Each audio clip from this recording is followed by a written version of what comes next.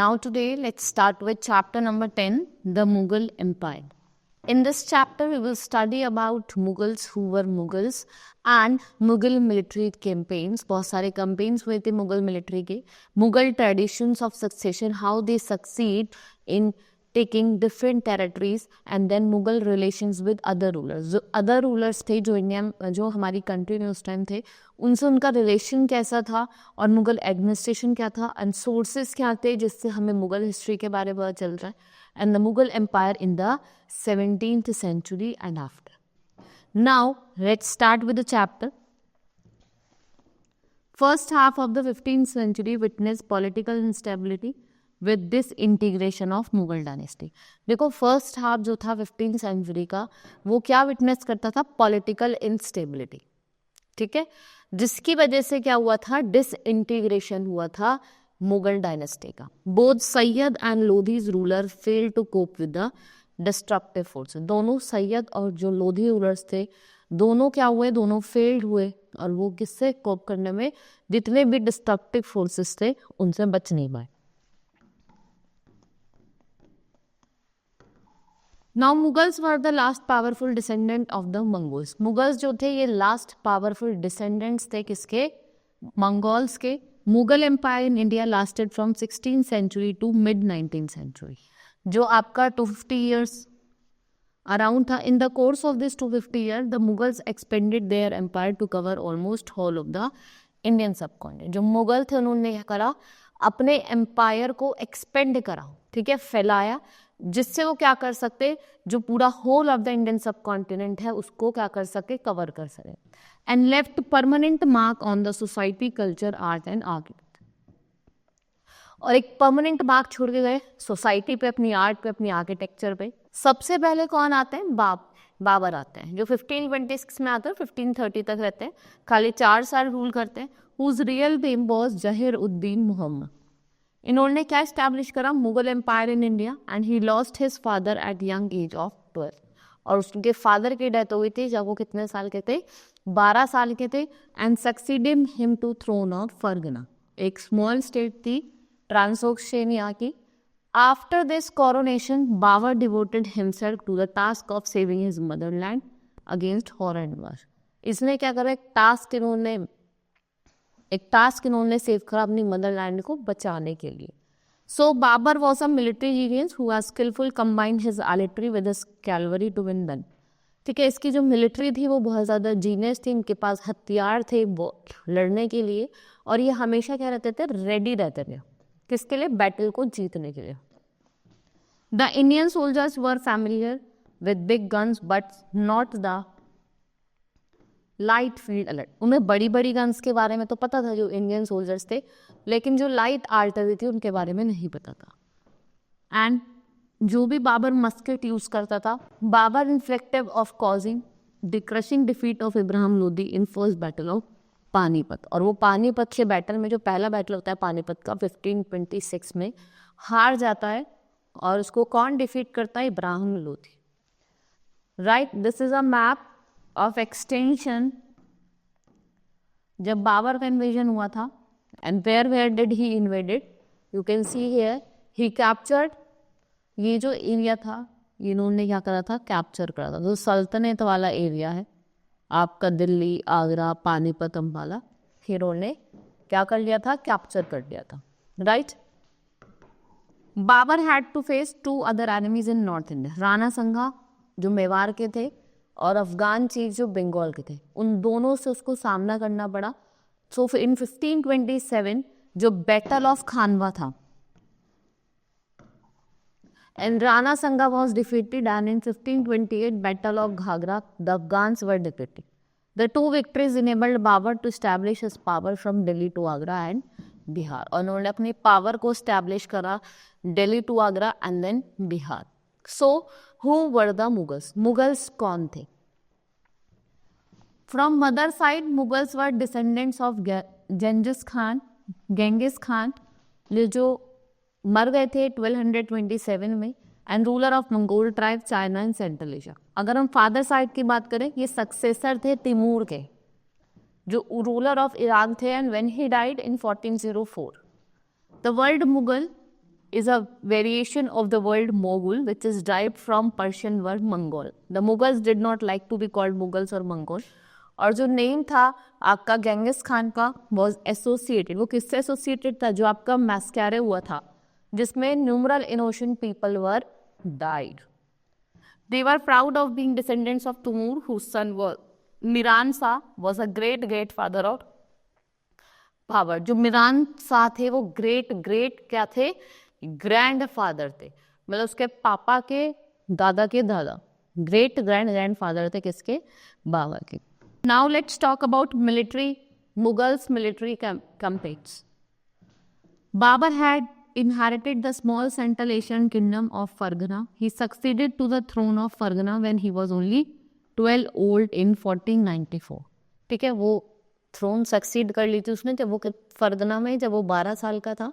ठीक है, और कब? 1494. He soon lost his kingdom to warning Mongol tribe Uzbek. After a year of wandering, he seized Kabul in 1504.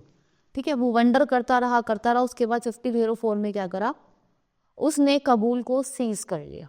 Right. In 1526 he defeated Sultan of Delhi Ibrahim Lodi, an Afghan supporter at Panipat, and captured Delhi and Agra. और उसने क्या करा? दिल्ली और आगरा को capture कर लिया. One of the main reason of his success was use of cannons, which Lodi had none. मतलब उसने क्या करता? cannons का यूज करता. In 1527 उसने राणा संगा को डिफीट करा, जो कौन थे? राजपूत रूलर्स थे और एलाइज थे खानवा के. In 1528 he defeated Rajput at Chanderi, और फिर उसने दोबारा से he defeated the Afghans in the battle of Ghaghra. और उसने फिर क्या करा? अफगान्स को डिफीट करा. किसमें? Battle of Ghaghra. He quickly establish his power from Delhi Agra to Bihar. और till when did he rule? From 1526 to 1530. फिर आ जाते हैं आपके हुमायूं, जो 2 बार आते हैं. एक तो 1530 से 1540 तक आते हैं, फिर 1555 से 1506 तक आते हैं. ठीक है. He divided is inheritance according to will of his father. इसने क्या करा? जो अपने इनहेरिटेंस थी वो अपने फादर की विल से क्या करी? विल की तरह डिवाइड कर दी. His brother were each given a province, but they were not satisfied with their lord. ठीक है, उस समय भाइयों को एक एक प्रोविंस दे दे, ईच प्रोविंस दे दे, लेकिन वो उससे सेटिस्फाई नहीं थे. His brother Mirza Kamran weakened Humayun cause against Afghan competitor. Sher Khan डिफाटेड Humayun इन चौसा इन 1539 और कन्नौज इन 1540. और उसको फोर्स करा गया कि तुम उसे ईरान से भगाने की, कि तुम ईरान से भाग जाओ. He received help from Safavid Shah of Iran and recaptured Delhi. उसको मतलब क्या करा? हेल्प करी किसने? सजाविद शाह ने. उसने दोबारा से क्या करा कि आओ आप दोबारा से दिल्ली को रिकैप्चर करो. तो वो दोबारा से कब आते हैं? 1555 में. लेकिन एक साल बाद ही 1556 में उनकी डेथ हो जाती है. शेर खां आफ्टर डिफीटिंग हुमायूं इन 1540, जब उसने डिफीट करा हुमायूं को 1540 में, शेर खान ने, जो क्या थे? Emperor of Delhi, and his name was Sher Shah Suri. He established Suri dynasty. जब उनकी डेथ के बाद क्या होता है? हुमायूं की डेथ के बाद सूर्य डायनेस्टी का एस्टैब्लिशमेंट हो जाता है. ही बिल्ड ये एक पुराना किला बनाते हैं दिल्ली में, and he died in explosion. एक एक्सप्लोजन हो जाता है 1545 में, और इस एक्सप्लोजन में शेर शाह सूरी मर जाते हैं. His weak successor ruled till 1555, although the Suri dynasty ruled for only 50 years. खाली जो सूरी डायनेस्टी जो स्टैब्लिश हुई थी, खाली 15 साल तक ही वो रूल कर पाई. ठीक है. ये इसके जो एडमिनिस्ट्रेशन था वो अच्छा नहीं था. अच्छा मतलब लोग अच्छे से काम नहीं कर रहे थे. And he borrowed elements of administration. इसने क्या करा था कि जो एलिमेंट्स थे एडमिनिस्ट्रेशन के, वो किससे बोरो करे थे? From Alauddin Khilji, and made them more efficient. और इसका जो मॉडल था वो किसने फॉलो करा? अकबर ने. और तो आपके अकबर आते हैं उसके बाद, जो 1556 से रूल करते हैं, और कब तक रहते हैं? 1605 तक. Now Jalaluddin Mohammad Akbar was born on 14th November 1542 Amarkot में, जब इसके father when his father Humayun was in exile. ये बोला जाता है कि when the news of the birth of his son reached Humayun, he was in a destitute condition and had nothing to celebrate the occasion. Humayun broke a pod of musk and distributed it among a follow, praying that fame of his son would extend all over the world as a perfume of the mouth. मैंने जब उसने news सुनी थी कि उसके बेटा हुआ है तो उसके पास तो कुछ ऐसा एंजॉय करने के लिए था नहीं. वो क्या करता है कि वो एक पॉड होता है मस्क का, उसको डिस्ट्रीब्यूट करता है सबके बीच में, और वो चाहता है कि जिसके बेटे की जो छाप है वो पूरे वर्ल्ड में फैल जाए. Right. And Humayun died in 1556. Designating his son Akbar was his successor on the throne, and Bairam Khan जो उसका यंग किंग था जिसे हम रेजेंट कहते हैं, रीएजेंट.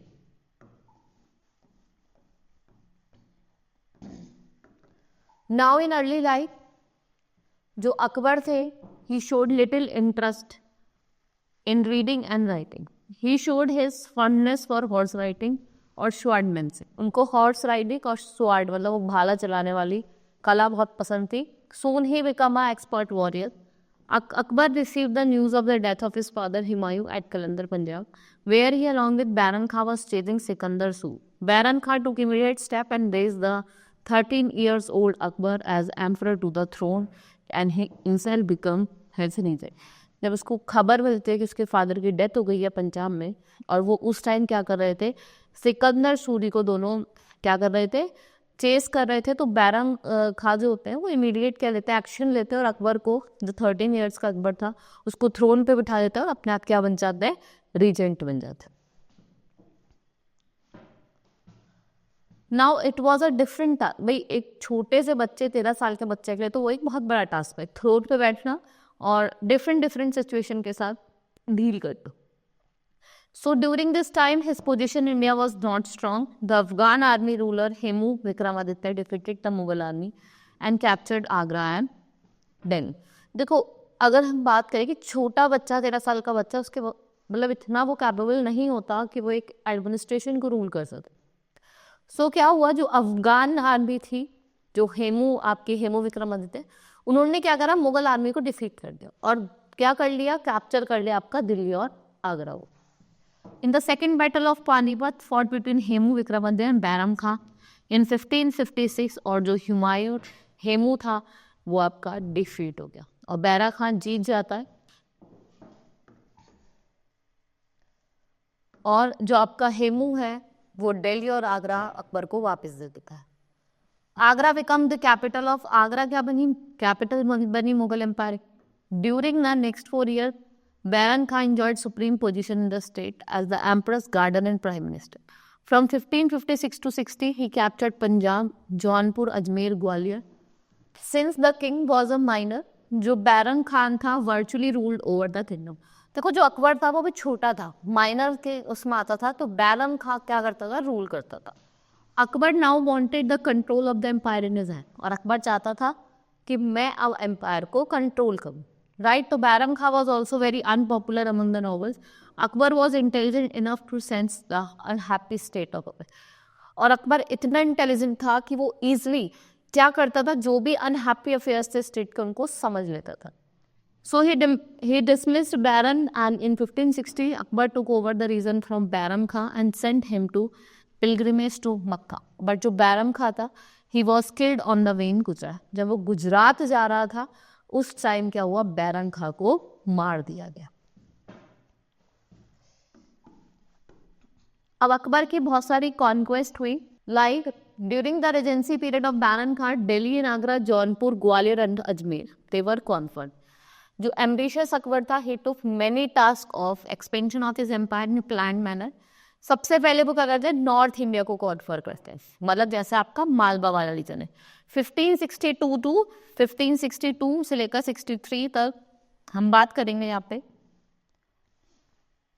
बाज बहादुर, who was Baz Bahadur, he was ruler of Malwa, and ये अफगान था. जो लव स्टोरी थी आपकी बाज बहादुर की एंड रानी रूपमती की, they were well known at that time. Bahadur paid little attention, जो बहादुर थे उनका ज़्यादा अटेंशन नहीं था अपने एडमिनिस्ट्रेशन पे.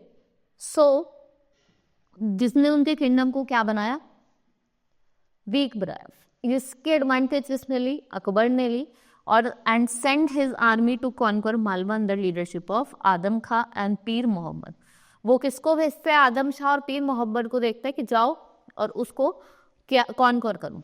Malwa to conquer Malwa, Akbar annexed Malwa to the Mughal Empire and showing generosity gave a mansab to बाज बहादुर। और वो क्या करते हैं?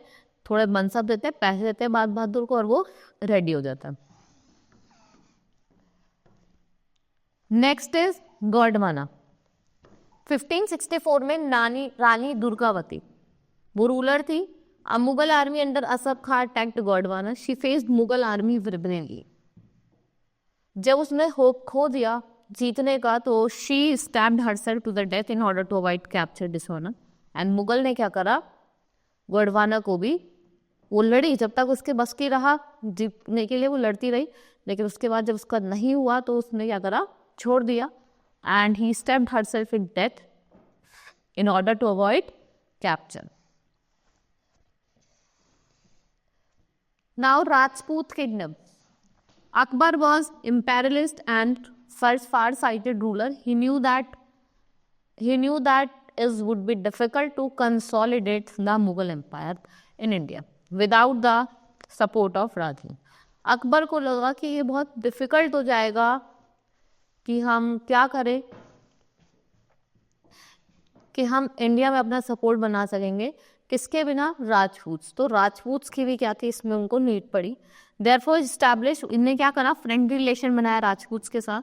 And Akbar was that of Raja Bihari. Raja Bihari Mal जो अंबर के थे, उन्होंने क्या करा था? उनकी डॉटर थी जोधा राय, उसकी शादी कर दी अकबर के साथ। And the Mughal emperor honoured Raja's family by offering Bhagwan Das and Mansingh high post in Mughal court. और मुगल एम्परर ने क्या करा? राजास की जो फैमिली थी उनको क्या दी? हाई पोस्ट दी अपने मुगल कोर्ट में। जैसे किसको? भगवान सिंह और मान सिंह को, भगवान दास और मान सिंह को।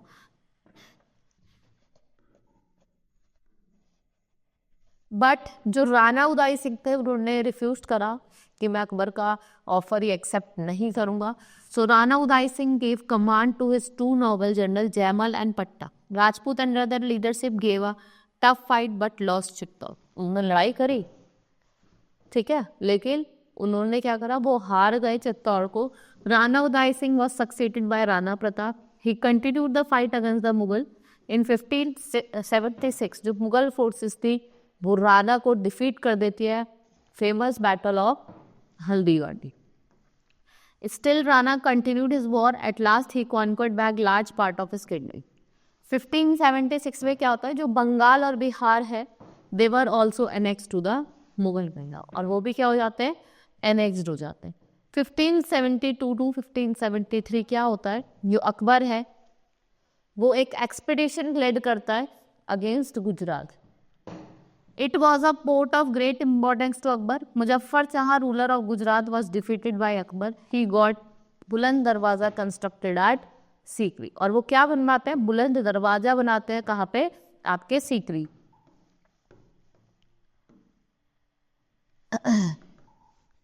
Kabul was under the charge of Mirza Hakim. Kabul किसके अंडर था? मिर्जा हकीम। इन 1581 he invaded Punjab and Akbar himself marched against him and compelled Hakim to acknowledge his suzerainty. In 1586, Hakim died and Kabul annexed to the Mughal Empire. Hakim तो मर गया था और कबूल किसको दे दिया? काबुल किसको दे दिया था? मुगल एम्पायर को। फिर कश्मीर, सिंध और Multan they were two added in the Mughal Empire and the chain of defense to northwest frontier province was completed. जो एक चेन थी नॉर्थ वेस्ट फ्रंटायर की वो कंप्लीट हो गई थी। Having fully secured his sway over the North India, Akbar thought of conquering the Deccan. अब उसके दिमाग में क्या था? हम जाके किसको कॉन्कर करते हैं? डकन को करते हैं और हम पोर्तुगीज को ओवरथ्रो करते हैं और अपनी फैक्ट्री स्टैब्लिश करते हैं अलोंग द सी कोस्ट। क्योंकि उस टाइम पे क्या था कि पोर्तुगीज क्या कर रहे थे? फैक्ट्री स्टैब्लिश कर रहे थे। From 1595 to 1601, Akbar sent expedition to the Deccan to subdue the Portuguese. Chand Bibi of Ahmednagar, the aunt of child ruler, heroically defended the kingdom, but the noble accused her to treachery and murder. लेकिन जो आपके nobles थे उन्होंने क्या कर दिया, उसका murder कर दिया. ठीक है, they murdered her and Akbar could not have complete control. उसको पूरा कंट्रोल नहीं मिल पाया अहमदनगर में ड्यूरिंग हिज लाइफ टाइम. पूरी लाइफ टाइम उसने बहुत कोशिश करी, लेकिन उसको नहीं मिल पाया. Now, having completed all his conquest, Akbar controlled a very vast empire. In 1605 CE, Akbar died and was buried at Sikandra near Agra. और वो क्या हो गया था, buried कर दिया गया था, उसको दबा दिया गया था. Akbar divided the Mughal empire into 12 सूबाज और province in 1580. Each सूबा, हर एक सूबा को हमने डिवाइड करा, number of सरकार, and each सरकार was further divided into Parganas. Subas थे, फिर सूबास को हमने सरकार्स में डिवाइड करा और सरकार्स को प्रगनास में, which comprised of different villages. The governor of the provinces, subedar was the most important person of the province. जो सबसे इंपॉर्टेंट पर्सन था प्रोविंस का, वो आपका कौन था, सूबेदार, जो आपका जितना भी एडमिनिस्ट्रेशन था उसको देखता था. ठीक है. There was another officer whose name is still similar in the towns and villages of northern India. This was Kotwal, and who was officer in charge of town administration. Police stations कौन क्या कहते थे, कोतवाली. What was police station called? Kotwali, and the Kotwal was responsible for catching criminals. He also inspected the weights and measure. जो भी merchants use करते थे, जैसे होता है ना चीट करके ले जाते, जिससे हमें टैक्स ना पे करना पड़े. Another job which Kotwal did was to keep a register of all persons living in the neighborhood, including visiting foreigners, and this made him into a kind of census officer. ये क्या बना, एक तरीके का census officer. Now these are the Navratnas, 9 gems of Akbar's court. कौन कौन थे? राजा बीरबल, ये स्पिरिचुअल गाइड थे. राजा मानसिंह के राजपूत के स्पिरिचुअल गाइड थे. राजा टोडरमल वजीर थे. हकीम हुमन, मौलाना दूपियाजा, फैजी पर्शियन पोएट थे. राइट. अब्दुल फजल, विंटर एन अकबरी, अब्दुल रहीम और तानसेन, जो हिंदुस्तानी स्कूल ऑफ म्यूजिक गाना गाते थे, Tansen. Who are these? These are the 9 gems. भाई अकबर को ऐसा लगा कि आपको जरूरत है कि आप एक स्ट्रांग आर्मी को बिल्ड करें, ऐसा अकबर को फील हुआ, और एक स्ट्रांग होल्ड बनाए जिससे वो अपनी एम्पायर को एक्सपेंड कर सकेगा. So he introduce mansabdari system under which every officer was assigned a rank. Rank क्या थी? मनसब, जिसको हमने डिवाइड करा था जात और सावर में. ठीक है. जात क्या होती थी? फिक्स्ड होती थी, पर्सनल स्टेटस और सैलरी. लेकिन जो सावर है वो रैंक थी एक तरीके. ठीक है. जो number of troopers of a person is required to maintain, और जो ट्रूप्स होते थे वो मनसबदार को मेंटेन करते थे, मेंटेन बाय द मनसबदार. उसको हम यूज कर सकते थे व्हेनेवर वी विश्ड, जब भी आप चाहें आप उसको यूज कर सकते थे. Now but Akbar had select body directly under his control and had a strong artillery arm, so there was little danger of Mansabdars using their troops against the emperor. Every noble had to bring his contingent for a periodic inspection. The same system was maintained under Jahangir and Shahjahan with minor modification. ठीक है. उन्होंने क्या करा? कुछ minor modification करा.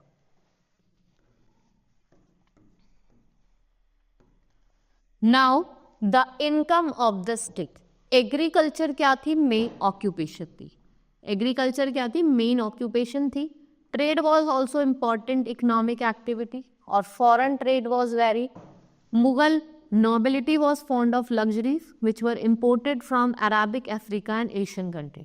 जिसको हम import करते थे from Africa, Asian और Arabic countries. So during this period, European trading companies like Portuguese, Dutch, English, French also began trade mainly in spices and textiles.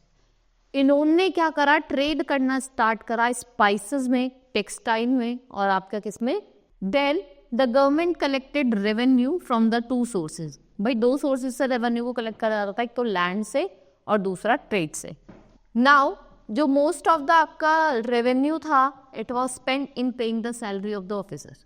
The higher officers receive very large salary जिसने enable करा कि वो कैसी life जी सके, luxury life जी सके.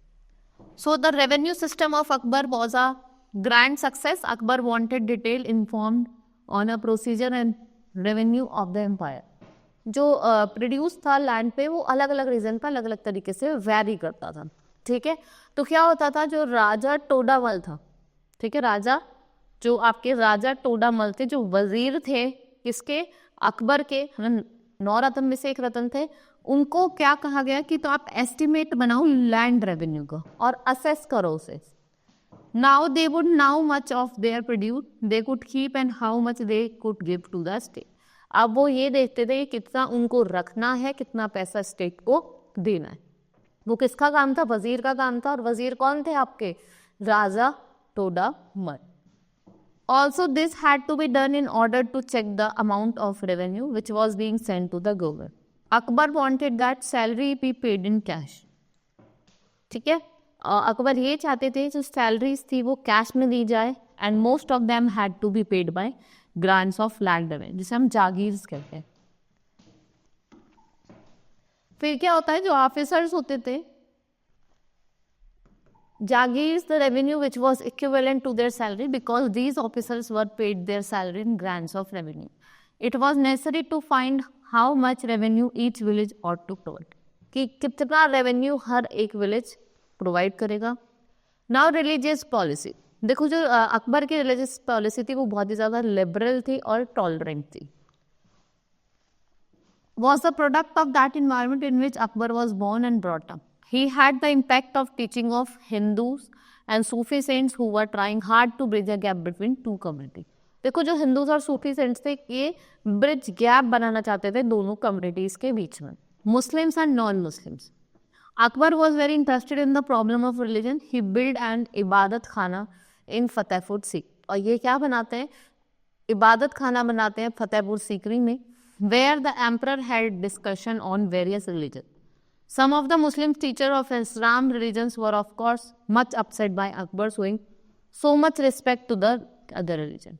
देखो जो मुस्लिम teachers थे वो बहुत इस बात को देख के अपसेट थे कि जो अकबर है दूसरे रिलीजन में बहुत उसको बहुत इंपॉर्टेंस दे रहा है. So later on he suggested a new religion path which was based on common truth of all religion and few rulers which took part from various religion.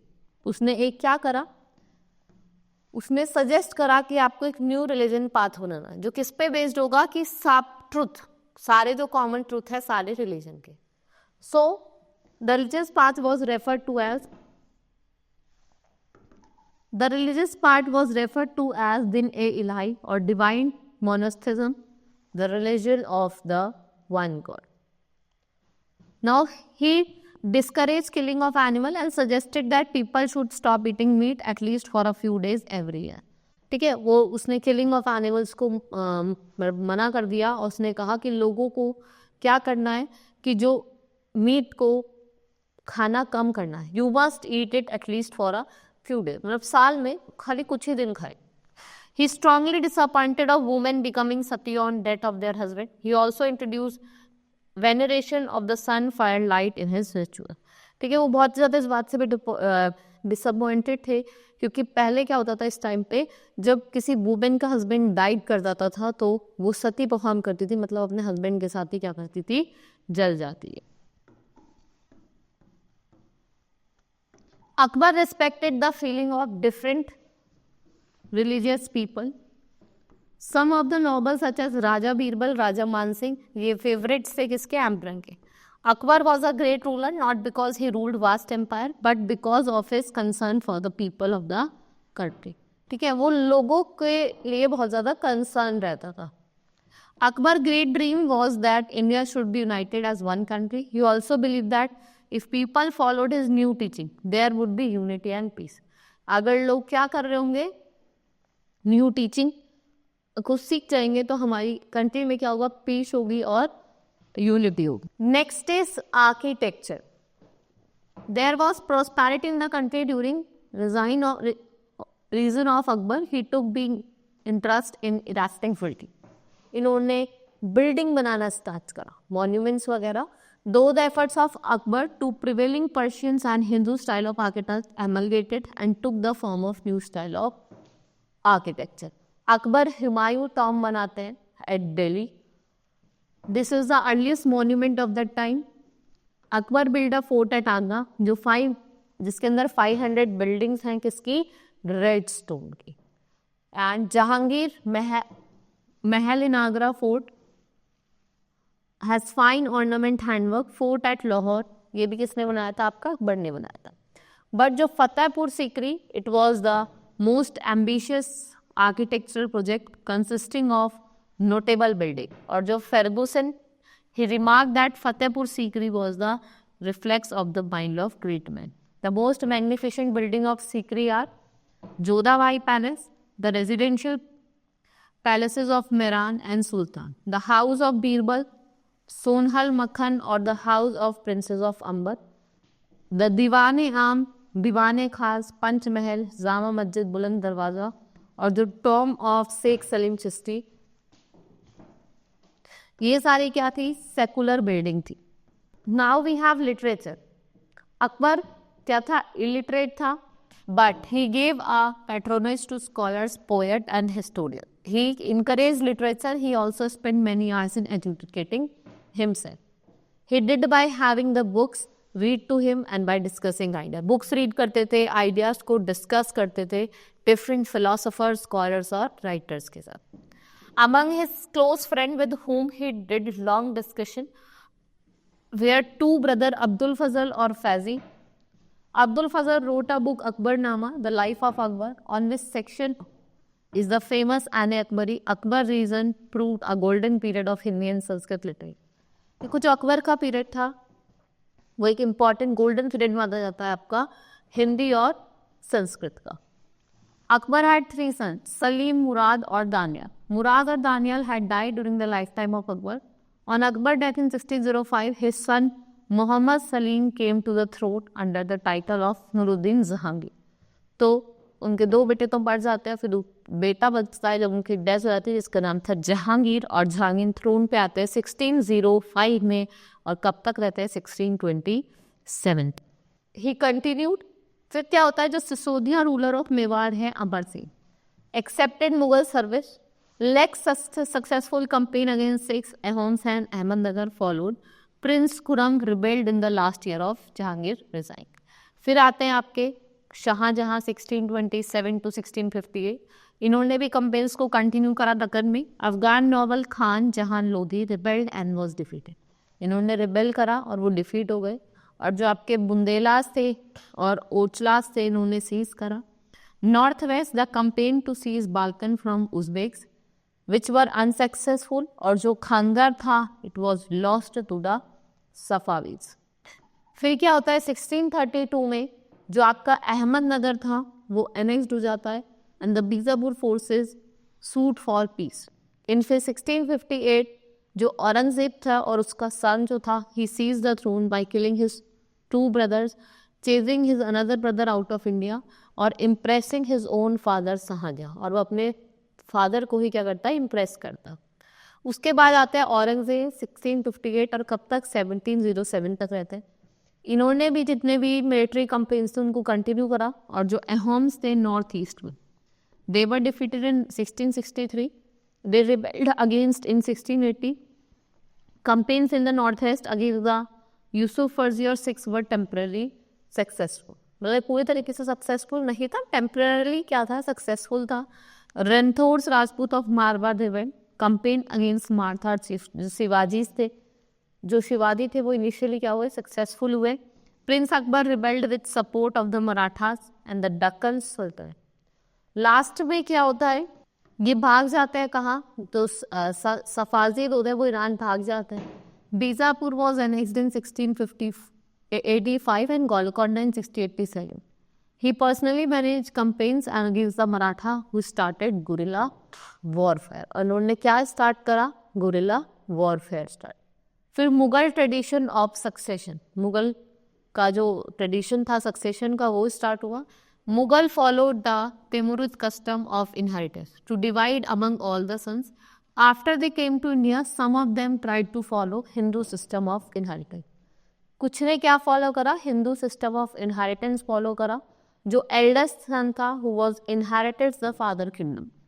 The controversy led to the rebellions by Mughal princes, जो एक part था और whole like Aurangzeb वो क्या करना चाहता था, capture करना चाहता था. Now Mughal relations with other rulers, जो मुगल थे वो लड़ाई कर रहे थे, कंपेन कर रहे थे constantly against ruler who refuse to express their authority. Once they defeated the rulers, Mughal treated them honorably. Many times they gave the conquered land, Watan, as assignments, matlab jagir. Sisodia Rajput were one of the example of who fought with Mughals or for long time. Mughals' behavior with the defeated ruler invited their rulers to join Mughal voluntary. कि आप join करो Mughals को voluntary. Many of them married their daughters into Mughals family, जिससे वो क्या कर सके, high position receive कर सके. तो उन्होंने क्या करा, अपनी बेटियों की शादी कर दी. Now Mughal administration, main source जो इनकम था मुगल का वो क्या था, टैक्स. जो भी वो किससे, जो भी पीजेंट्स प्रोड्यूस करते थे उससे रिसीव करते थे, राइट. अकबर रेवेन्यूज मिनिस्टर जो तोडामल थे, he surveyed crop yield, prices and area cultivated for 10 years period, 57 to 58. On the basis of this data, tax was fixed on each crop in cash. हर एक crop पे tax जो था fix था और वो भी कैश में देना पड़ता था, राइट. सो हर एक प्रोविंस को हमने डिवाइड करा रेवेन्यू सर्कल में. This revenue system was known as zabt. The land in Gujarat and Bengal however could not be surveyed. In almost places peasant paid taxes through the rural elites, headman और the local chief state, both called zamindars by the Mughals. दोनों को क्या बोला जाता था, जमींदार्स बोलता था. और कौन बोलते थे, मुगल्स बोलते. बेसिक फीचर जो था आपके इंपीरियल मुगल एडमिनिस्ट्रेशन का वो था मनसबदारी सिस्टम. मनसब इन जो आपके पर्शियन था मीन्स एन ऑफिस पोजीशन और rank. It is a part of army administration. ये किसका पार्ट था, आर्मी के एडमिनिस्ट्रेशन का. It had spared the Mughal monarch from administrative duties and ensured its functional utility. It also ensured to check the possible challenges of nobility, particularly जो Afghan Turkish थे, origin के थे, जिन्हें हम उलेमास कहते हैं. They also recruited administration from Iranians, Indian, Muslim, Rajput, Maratha, and those who joined Mughal service were enrolled as mansabdar. इन्होंने Mughal service में एनरोल करा था, उनको क्या बोला जाता था, मनसबदार बोला जाता है. It made Mughal emperors the ultimate authority in all matters. It ensures efficient administration and religious toleration. इस सिस्टम में क्या हुआ था, graded ranks were given to commanders. और जो सप्लाई सावर्स थे, कैलवरी थे अप टू 5000. जो रैंक थी कमांडर की, supplying above 5000 sowars were reserved for members of royal family of princes. किसके लिए रिजर्व थी, जो रॉयल फैमिली थी प्रिंसेस की, उनके लिए ये पोजीशन या रैंक रिजर्व्ड होती थी. जो मनसब होते थे उनको हमने 33 ग्रेड्स में डिवाइड करा था, जिसका रेंज था 10 to 10,000 हॉर्समैन. और रैंक को कौन डिसाइड करता था, आपका एम्परर ही डिसाइड करता था.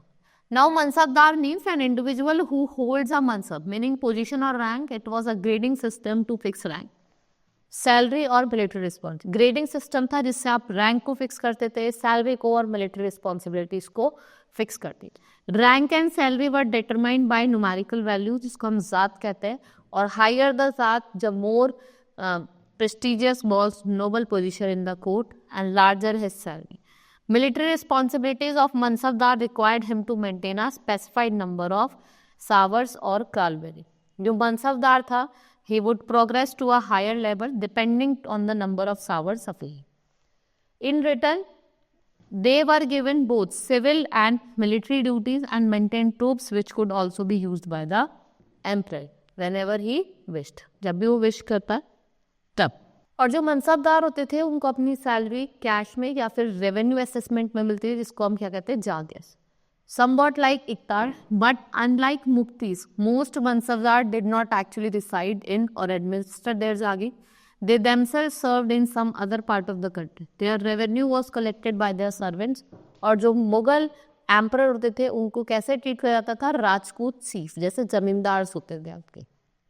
They received high rank only when they served the Mughal court loyally. They were given additional assessment generally outside their homeland called watans.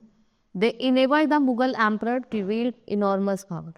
Now, but the emperor was not entirely dependent on Mansabdar for troops. He also maintained an allied group of troops so that Mansabdar could not exploit him as happened in the past. So in Akbar again, there were 29 Mansabdar with the rank of 5,000 Jat. By Aurangzeb design, the number of Mansabdar था वो increased हुआ to 79. It meant a long wait before they received Jagir. और जो जागीरदार होते थे उन्होंने try करा कि वो एक्सपेक्ट करेंगे maximum revenue. While they had Jagir, Aurangzeb was unable to control this situation. Exploitation of zamindars by Mughal administration could drive them to revolt, and these revolts challenged the stability of Mughal Empire from end of 17th century. Now, what are the sources of Mughal history? Baburnama, autography of bio Babur. Humayunnama, जो हुमायूं की थी, जो किसने लिखी थी? गुलबेदन बेगम, उनकी जो daughter थी. फिर अकबरनामा, अकबर की. फिर तुज ए जहांगीर, जो जहांगीर की बायोग्राफी थी. ये इंफॉर्मेशन देती हैं किसके बारे में? मुगल रूल के बारे में. नाउ जो आपकी अकबरनामा है वो एक longest written by Abdul Fazal courtier and close friend of Akbar. Akbarnama इसके 3 वॉल्यूम्स है, ठीक है, जो आपको history of Akbar design. The first volume dealt with Akbar's ancestor. Second जो होती है वो बताती है आपको इवेंट्स कैसे कैसे अकबर का डिजाइन रिगेन हुआ. And third volume is called Ain Akbari, जो किससे डील करते हैं? अकबर के household, administration, army, revenue और ज्योग्राफी. ये आपको न्यूमेरिकल डिटेल्स को देती है, crop yield, prices, wages, revenue. It also narrates the tradition, क्या उस टाइम लोग ट्रेडिशन और कल्चर फॉलो करते थे, इसके बारे में भी बताती है. Now Akbar's administrations and policies. If we talk about at higher level, the empire was divided into provinces called subas. Each subas governed by subedar who carried out both political and military function. दोनों function carry out करते थे. कौन कौन से? Political भी और military functions भी. Each province also had a diwan, financial officer. For the maintenance of peace and order, subedar was supported by faujdar. और Bakshi military, pay master, town police commander, जिसे हम कोतवाल कहते हैं.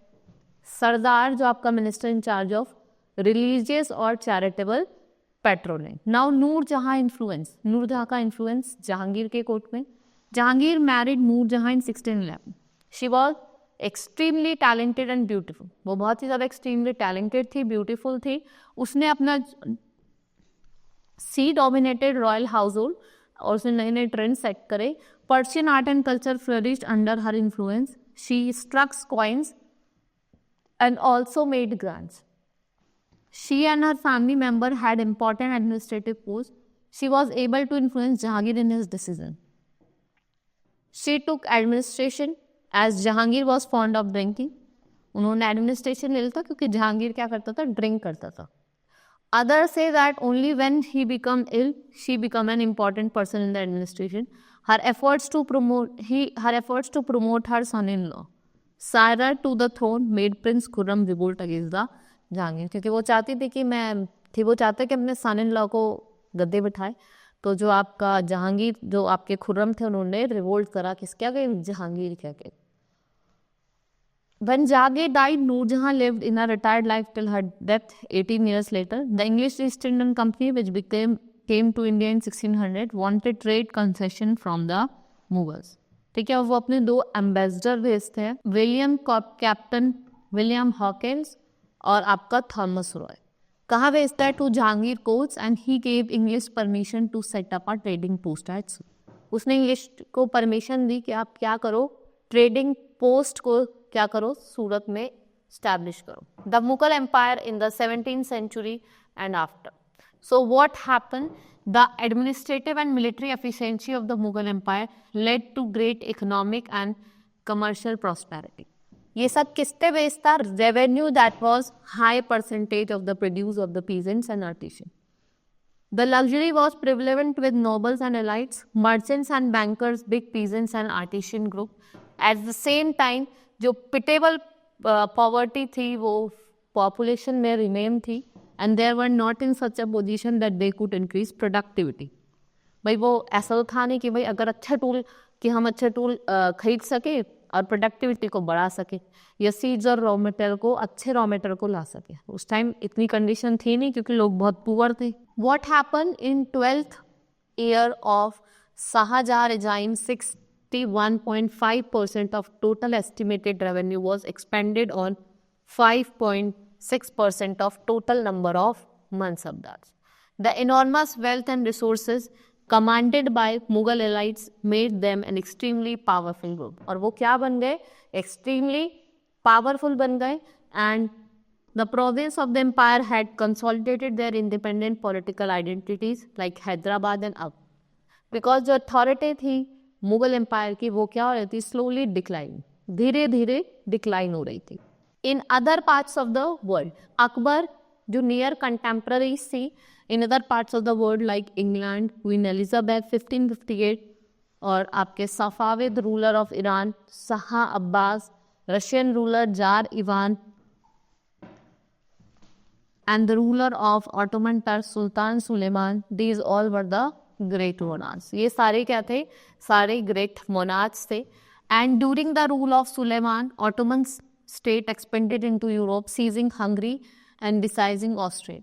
His armies also seized Baghdad and Iraq and much of the North Africa, all the way into Morocco, accepted his authority. He also had a strong navy both in the Mediterranean Sea and Arabian Sea, and he passed large number of law, जिससे वो क्या कर सके? एक standardise administrative procedure बना सके, जिससे वो अपने क्या करे? पीसेंट्स को प्रोटेक्ट कर सके, फोर्स लेबर, और क्या जो एक्स्ट्रा ऑर्डिनरी टैक्स लिए जाते थे। Right now this was all in this chapter. We will do the exercise of this chapter. First is take the correct answer. Now first is Akbarnama was written by Babur, Abdul Fazl, Jahangir or Akbar. Akbar. First battle of Panipat was fought in the year 1526, 1536, 1527 or 1537. 1527. Who was not in 9 jams of Akbar court? कौन नहीं था? फैजी, बीरबल, बाबर और Tansen. Your Babur. The Kotwal was the governor, military commander था या town police commander था? None of these. तो कौन था आपका town police commander? From father side Mughals were successor of. अगर हम फादर साइड की बात करें तो मुगल किसके सक्सेसर थे? अफगान्स के. Akbar discuss religious matter with ulemas, जैसूस, ब्राह्मण्स या all of the? All of the. Now fill in the blanks. Shahjahan moved his capital from Agra to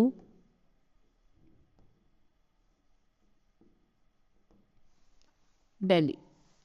Next is when Babur attacked India, the Sultanate was under the rule of Ibrahim Lodi.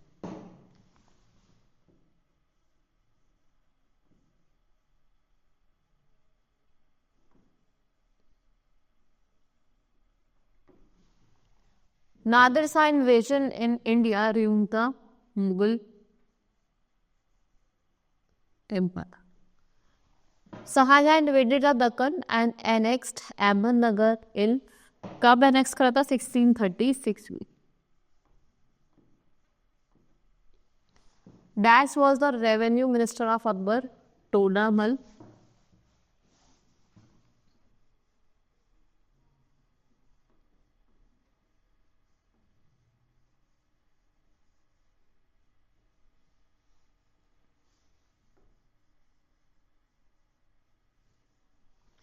In Dash, Babur's son Humayun inherited Babur through in 1527. Now write T for true and F for false statement. First is Akbar abolished jizya tax or non-Muslim. False. The rank of commander supplying above 500 sawars were reserved for Rajputs. It's true. Birbal was the author of Akbarnama. False. Mansabdars were given administrative assessment generally outside the homeland. False. Inside the homelands. Humayun divided his inheritance according to his will of his father. It's true. बिल्कुल सही है. Say Shah Suri introduced all-round reforms. It's true. Now let's start with match the following. Akbar 1605 to 1627. Babar आपके 1526 to 1530. Jahangir आए थे आपके 1658 to 1700. Humayun 2 बार आए थे 1530 to 1540 and 1556 to 1556. ठीक है, उसके बाद आते हैं आपके शाहजहां आए थे आपके 1627 to 1658 और औरंगजेब आपके 1556 to 1605. Right? Now answer the following question. Now here some questions is given. You have to discuss the basic feature कि मुगल एडमिनिस्ट्रेशन के बेसिक फीचर्स क्या थे वो आपको यहाँ पे बताना है. Who were मुगल्स, मुगल्स कौन थे and what was the Mughal tradition. जो मुगल ट्रेडिशन था सक्सेशन का वो क्या था, उसका रिजल्ट क्या हुआ. आउटलाइन देना है ग्रोथ ऑफ मुगल एम्पायर, कैसे कैसे मुगल एम्पायर की ग्रोथ हुई. How important was income from land revenue to establish of Mughal empire. What was the role of zamindar, zamindar का रोल क्या था. आपको रिलेशंस बतानी है मनसबदार और जागीर के बीच में. And how did Babur capture throne of Delhi. Next is write about Shershah and what was Din i हिलाई. दिन ए हिलाई क्या थी, उस पर आपको छोटा सा एक शॉर्ट नोट लिखना है. That I have told you in the chapter only, you can write that. Now we have completed the chapter, we have done with the exercise. We will meet in the next class. That's all for today. Thank you.